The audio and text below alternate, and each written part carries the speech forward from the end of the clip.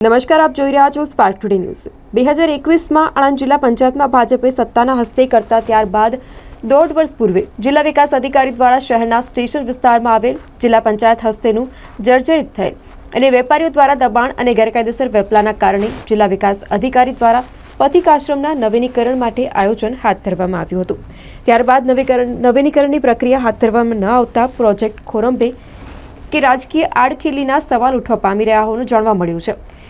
પ્રાપ્ત વિગતો અનુસાર શહેરના સ્ટેશન વિસ્તારમાં રેલ મારફતે આવતા મુસાફરોને રહેવાની અને વ્યાવસાયિક સુવિધા અંતર્ગત જે તે સમયે જિલ્લા પંચાયત હસ્તે પથિક આશ્રમ નિર્માણ કરવામાં આવ્યું હતું, પરંતુ બાદમાં તેની યોગ્ય જાળવણીના અભાવના કારણે બિલ્ડિંગ જર્જરિત સહિત વ્યવસાયકારો દ્વારા દબાણ અને ગેરકાયદેસર વેપલાના ધામ બનવા પામ્યું હતું। શહેરના વધતા વ્યવસાયિક વિકાસ, આણંદ રેલવે સ્ટેશન પરથી મહત્વની ટ્રેનના સ્ટોપેજના પગલે મુસાફરોના આવાગમન વધતા રેલવે સ્ટેશન નજીક રહેવાની અને વ્યાવસાયિક સુલભ સુવિધા ઊભી કરવાની તાતી જરૂરિયાત ઊભી થતાં રાજ્ય સરકારના વિવિધ